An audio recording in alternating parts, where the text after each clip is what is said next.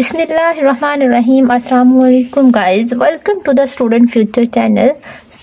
आज की हमारी वीडियो का टॉपिक है कि अगर आप चाहते हैं कि आपका D2 वीज़ा सक्सेसफुली आपको मिल जाए तो उसके लिए मैं कुछ टिप्स आपके साथ शेयर कर रही हूँ।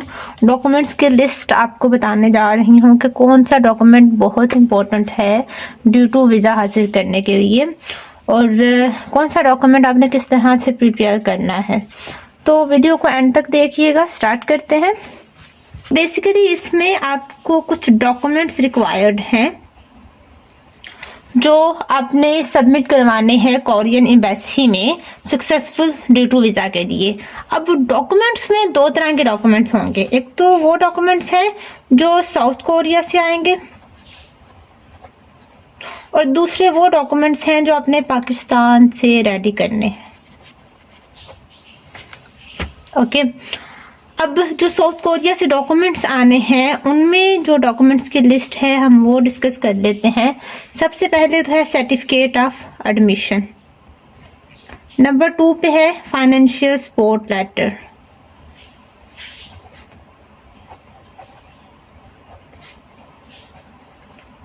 अब यहाँ पे जो फाइनेंशियल सपोर्ट लेटर है वो दो तरह से हो सकते हैं। अगर तो आपकी स्कॉलरशिप यूनिवर्सिटी की तरफ से है तो आपको यूनिवर्सिटी सपोर्ट लेटर प्रोवाइड करेगी जिसमें आपकी सारी स्कॉलरशिप की डिटेल्स मेंशन होगी कि आपको कितनी स्कॉलरशिप मिल रही है यूनिवर्सिटी की तरफ से। लेकिन अगर आपकी professor based fully funded scholarship है तो आपको प्रोफेसर सपोर्ट लेटर प्रोवाइड करेगा जिसमें आपकी डिटेल्स मेंशन होंगी स्कॉलरशिप से रिलेटेड। लेकिन अगर आपकी 50-50 स्कॉलरशिप है, 50 आपको यूनिवर्सिटी से मिल रही है और 50% आपको प्रोफेसर से मिल रही है, तो फिर आपकी ये फाइनेंशियल सपोर्ट लेटर्स दो होंगे, एक यूनिवर्सिटी की तरफ से 50% का और दूसरा आपको स्कॉलरशिप लेटर होगा जो प्रोफेसर से मिल रहा है वो उसमें 50% स्कॉलरशिप की डिटेल मेंशन होगी।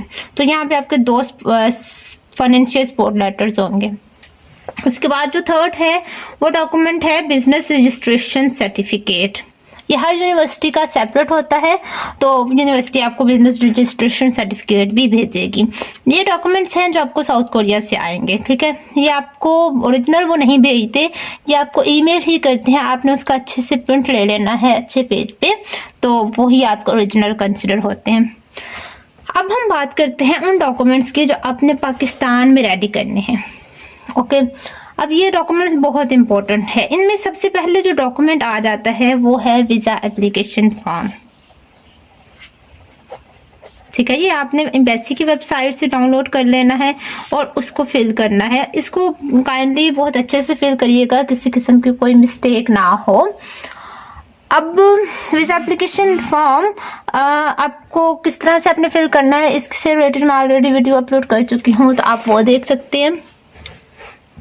उसके बाद है आपका जो सेकंड डॉक्यूमेंट है वो है एकेडमिक डॉक्यूमेंट्स। आपके जितने भी आपके एकेडमिक डॉक्यूमेंट्स हैं, ओके।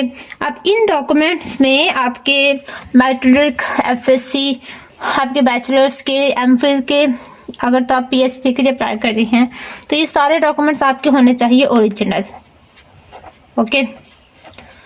अब ओरिजिनल होने के साथ साथ ये डॉक्यूमेंट्स आपके अटेस्टेड होने चाहिए। बीएससी और मैट्रिक के जो डॉक्यूमेंट्स है वो तो आपके अटेस्ट होंगे बोर्ड से, और जो यूनिवर्सिटी के डॉक्यूमेंट्स है वो पहले अटेस्ट होते हैं एचईसी से। उसके बाद आपने अटेस्ट करवाने हैं मोफा से और देन आपने एम्बेसी से अटेस्ट करवाने हैं। अब आपको मैं ऑलरेडी काफ़ी वीडियोस में बता चुकी हूँ कि अगर आपने यूनिवर्सिटी में एडमिशन के लिए आपको कॉपीज़ भी अटेस्ट करवानी होती है, क्योंकि मोस्टली 90% जो यूनिवर्सिटीज़ हैं वो आपसे कॉपीज़ जो ओरिजिनली अटेस्ट होती हैं वो एडमिशन के लिए रिक्वायर करती हैं। तो जब आप ओरिजिनल डॉक्यूमेंट्स अटेस्ट करवा रहे हैं तो तब कॉपीज़ भी अटेस्ट करवा सकते हैं। अभी हम बात कर रहे हैं वीज़ा अप्लाई करने के लिए। उसके बाद जो मोस्ट इम्पॉर्टेंट डॉक्यूमेंट है वीज़ा के लिए वो है statement of purpose. Statement of purpose, देखिए अगर किसी स्टूडेंट का वीज़ा रिजेक्ट होता है तो उसमें जो बेसिक रीज़न है वो स्टेटमेंट ऑफ पर्पस की ही होती है। इससे रिलेटेड मैं वीडियोस अपलोड कर चुकी हूँ कि वीज़ा किन रीजंस की वजह से रिजेक्ट होता है या कौन कौन सी रिजेक्शन रीजन बताई जाती हैं जब वीज़ा रिजेक्ट होता है। तो उसमें जो मोस्टली आती है वो स्टेटमेंट ऑफ पर्पस से रिलेटेड आती है, तो उसको अपने बहुत अच्छे से बहुत कंसाइज वे में लिखना है। इससे रिलेटेड मैं एक वीडियो और अपलोड करूँगी सो डैट आपको किसी किस्म का इशू ना हो वीज़ा अप्लाई करते हुए। अदरवाइज एक वीडियो ऑलरेडी मैं इससे रिलेटेड अपलोड कर चुकी हूँ, आप वो भी देख सकते हैं। मैं इसका लिंक डिस्क्रिप्शन में ऐड कर दूंगी। जो स्टेटमेंट ऑफ पर्पस मैंने लिखा था वो मैंने अटैच किया। उसके बाद है नंबर पे रिक्वायरमेंट 5.5 है। अगर इससे कम होगा तो आपका वीज़ा रिजेक्ट कर देते हैं कि आपका जो आइल्ट स्कोर है वो सेटिस्फैक्टरी नहीं है। तो ये भी डॉक्यूमेंट मस्ट है, क्योंकि आपके कोरिया में एडमिशन तो आइल्ट्स के बगैर हो जाता है, लेकिन इस डॉक्यूमेंट के बगैर आपका वीज़ा सक्सेसफुल नहीं होता। तो ये डॉक्यूमेंट आपने मस्ट साथ अटैच करना है। उसके बाद है आपकी मेडिकल रिपोर्ट्स। ये जो सेंटर्स उन्होंने मेंशन किए होंगे अपनी वेबसाइट पे, आपने वहाँ से मेडिकल रिपोर्ट्स अपनी लेनी है। उसके बाद नंबर 6 पे हेल्थ कंडीशन फॉर्म आ जाते हैं, ये आप एम्बेसी की वेबसाइट से डाउनलोड कर सकते हैं। देन इसको आपने खुद से फिल करना है, ये किसी मेडिकल सेंटर से फिल करवाने की ज़रूरत नहीं है, ये आप खुद फिल करेंगे। उसके बाद जो मोस्ट इम्पोर्टेंट है वो है FRC। ठीक है, ये डॉक्यूमेंट्स भी आपका मोफा से अटेस्टेड होना चाहिए। FRC डॉक्यूमेंट पे आपके सारे फैमिली मेम्बर्स की लिस्ट मेंशन होती है और ये नादरा से आप बनवाते हैं।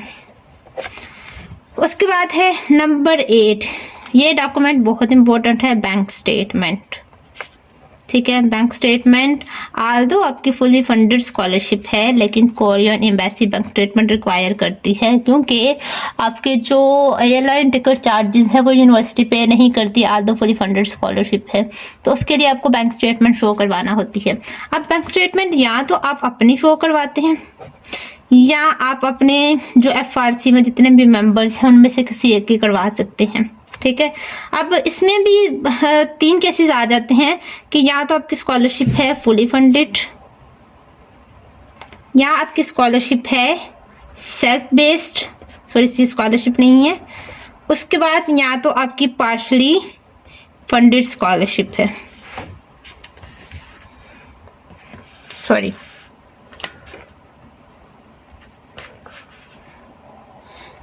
या आपकी पार्शली फंडेड स्कॉलरशिप है। ठीक है, तो अगर तो आप FRC के किसी भी मेंबर की बैंक स्टेटमेंट अटैच कर रहे हैं तो फिर एक डॉक्यूमेंट वो आपने मस्ट अटैच करना है, वो है एफिडेविट। ये आपने लिख लेना है कि आप अपने इस फैमिली मेंबर की स्टेटमेंट अटैच कर रहे हैं, उसके लिए ये एफिडेविट है। ठीक है, और कुछ दूसरे डॉक्यूमेंट्स है, उसमें आ जाता है आपका ID कार्ड की कॉपी आ जाती है, पासपोर्ट की कॉपी आ जाती है, या आपने ओरिजिनल भी जमा करवाना होता है, और इसके अलावा एक पिक्चर आ जाएगी आपकी पासपोर्ट साइज की। ओके, अब आपने करना क्या है बेसिकली, अब यहाँ पे जो 2 इम्पोर्टेंट डॉक्यूमेंट्स है वो मैं आपको अगेन बता दूं। एक तो है आपका स्टेटमेंट ऑफ पर्पस। ठीक है, ये सारे डॉक्यूमेंट्स इंपॉर्टेंट है, लेकिन जो मोस्ट इंपॉर्टेंट है जो पढ़ते हैं वो पढ़ के उसमें से कोई ना कोई कीड़ा निकालते हैं कि कोई उनको रिजेक्शन रीजन मिल जाए। तो वो आपने make sure statement of purpose बहुत अच्छे से लिखना है और आपका बैंक स्टेटमेंट अच्छी होनी चाहिए, उसमें किसी किस्म का इशू ना हो। अब आपने करना क्या है, आपने इन सारे डॉक्यूमेंट्स की जो कोरिया से भी है और पाकिस्तान से भी है, ये तो आपके पास होंगे सारे के सारे ओरिजिनल। इन दोनों डॉक्यूमेंट्स की कोरिया से जो आए हैं वो और जो पाकिस्तान से, इनके आपने एक ओरिजिनल का सेट बना लेना है और एक आपने सेट बना लेना है इनकी ही कॉपीज़ का। चाहे तो आप वो कलर कॉपीज़ करवा लें या ब्लैक एंड वाइट करवा लें, या डजंट मैटर।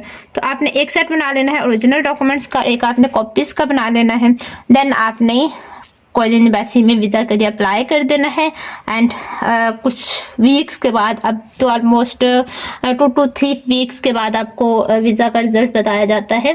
तो 3 वीक्स के बाद आप अपना वीज़ा वहाँ से जाकर लेके आ सकते हैं। तो अभी के लिए बेस्ट ऑफ लक, अल्लाह हाफिज़।